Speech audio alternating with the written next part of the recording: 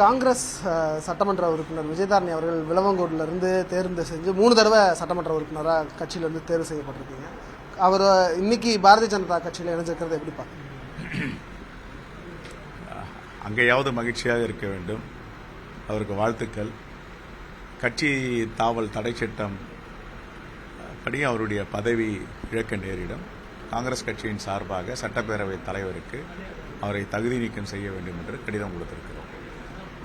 வருத்தமா இருக்கா? ஏன்னா காங்கிரஸ் கட்சியிலிருந்து ஒரு சட்டமன்ற உறுப்பினர் குறையிறாரு, இல்லை அவங்க இங்கேருந்து போனது வருத்தமா இருக்கா? அவர் போனதுனால குறையும் இல்லை, நிறையும் இல்லை. இங்கே கன்னியாகுமரி மாவட்டத்தில் கேட்டால் தெரியும் அந்த அம்மாவுடைய குறை நிறை எல்லாம். ஆகையால் எங்கே இருந்தாலும் வாழ்க்கை அங்கேயாவது அவங்க மகிழ்ச்சியாக இருக்கட்டும் தான் என்னுடைய வாழ்த்துக்களை தெரிவித்துக் கொள்கிறேன். அதுக்கு மேலே சொல்கிறதுக்கு ஒன்றும் இல்லை. இந்த காங்கிரஸ் பேரியக்கம் எவ்வளோ பெரிய சமுத்திரங்களை எல்லாம் கடந்து வந்திருக்கிறது, எவ்வளோ பெரிய அலைகளை பார்த்திருக்கிறது. ஆகையால் அவர்கள் ஆட்களை பிடிக்கும் வேலையில் பாஜக இணைந்திருக்கிறார்கள். யாரெல்லாம் பலவீனமாக இருக்கிறார்களோ அந்த பலவீனமானவர்களை பிடித்து பாஜகவில் ஐக்கியமாக்க வேண்டும் என்று ஒரு காலத்தில் தேர்தலையே சந்திக்காமல் எப்படி மாநிலங்களை ஆட்சி அமைக்கிறார்களோ, சட்டமன்ற உறுப்பினர்கள் இல்லாமல் ஆட்சி அமைக்கிறார்களோ, அந்த முயற்சியை பாராளுமன்றத்துக்கும் எடுத்துக்கொண்டிருக்கிறார்கள். இது மிகவும் ஜனநாயகத்திற்கு ஆபத்தான செய்தி. நீங்களே 2 நாளைக்கு முன்னாடி சொல்லியிருந்தீங்க அவரை இணைய மாட்டார், அவர் பர்சனலாக வழக்கு விஷயமா டெல்லி போயிருக்காரு அப்படின்னு. ஸோ அப்போது நம்ம தொடர்ச்சியாக முயற்சி விட்டோம் அவரை தக்க வைத்துக் கொள்றதுக்கோ இல்லை அவரை இங்கே இருக்க வைக்கிறது.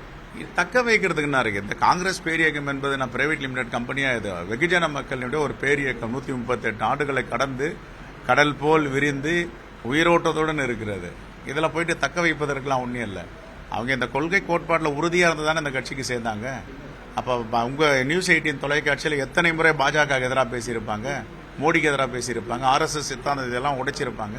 எல்லாரோட சிறப்பாக பேசணும் அவங்க தானே பாஜக எதிராக. இன்னைக்கு என்ன பாஜகவுடைய கொள்கை கோட்பாடெல்லாம் இனிக்குதா? சந்தர்ப்பவாதம். மிக்க நன்றி.